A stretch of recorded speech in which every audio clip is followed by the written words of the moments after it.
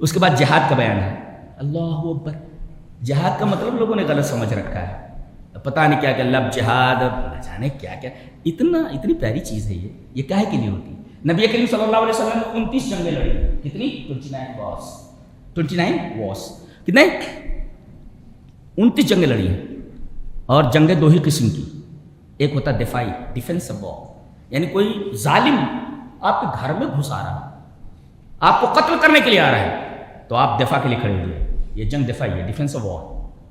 اور پتہ چلے کہ آپ کے گھر کے اوپر کوئی حملہ کرنے والا ہے تو اس سے پہلے کہ وہ گھر پہنچے آگے بڑھ کر کے اس کو روک دیں گے. اس کو کہتے ہیں اقدامی. اور یہ بھی معلوم ہو کہ کسی جگہ پر کسی کے اوپر ظلم ہو رہا ہے تو اس ظلم کو مٹانے کے لیے آدمی وہاں جائے. بس اس کے علاوہ لڑائی نہیں کر سکتے. اس کا یہ مطلب نہیں ہے کہ کہیں بھی کوئی کافر ملے اس کو مارتے چلو. یہ تو قرآن سے ثابت نہیں ہے.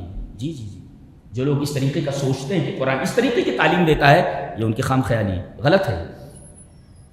قرآن میں تو یہ بتایا گیا ہے کہ ایک انسان کا قتل نہ پوری انسانیت کا قتل ہے. ہمارے ہاں انسانی جانوں کا احترام ہے. اچھا، اور ظالموں سے قتال کے بعد حج کا تذکرہ ہے. حج کا تذکرہ ہے اس لیے کہ یہ تو تلوار سے قتال ہے دشمن سے، اور وہاں مال اور جسم سے جہاد ہے.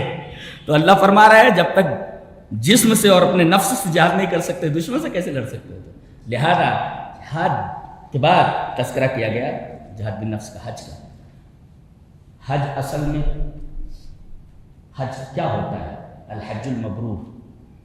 حج مبرور اگر ملا تو پیسہ آپ کا اچھی جگہ چلا گیا، قبول ہو.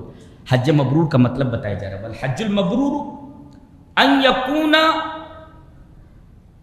راجعا زاہدا فی الدنیا راغبا فی الاخرہ.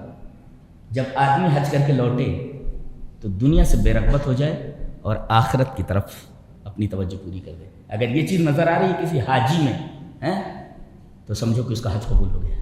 جی نہیں تو بعض لوگوں نے کہا ارے مولانا حاجی صاحب جب سے آئے ہیں نا تب سے اتنی سختی کر رہے ہیں نوکروں کے اوپر کہ نوکروں کا جینا حرام ہے. اب یہ حاجی کی دعا کیسے؟ حاجی کا حج مبرور ہوا ہی نہیں. اس کی زندگی جیسے پہلی جو ہوئی وہی رفتار بے ڈھنگی جو پہلے تھی وہ اب بھی ہے. تو حاجی صاحب کا حج وج نہیں ہوا اس لیے کہ اب بھی وہ دنیا کے پیچھے پڑے ہوئے ہیں. دنیا کے پیچھے پڑے. زمیں ٹلت زماں ٹلت نہ ٹلت گل محمد خان. یہ حال ہے. تو اچھا ایک بات اور یہاں قابل غور ہے.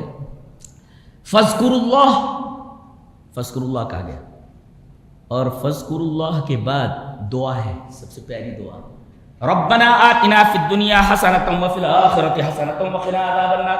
نبی کریم صلی اللہ علیہ وسلم رکن یمانی اور حجر اسود کے درمیان کثرت سے یہ دعا پڑھتے تھے.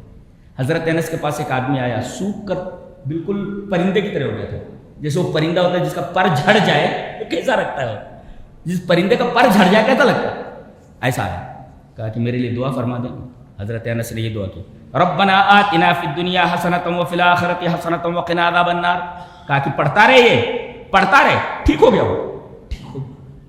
اتنی پیاری دعا ہے. اللہ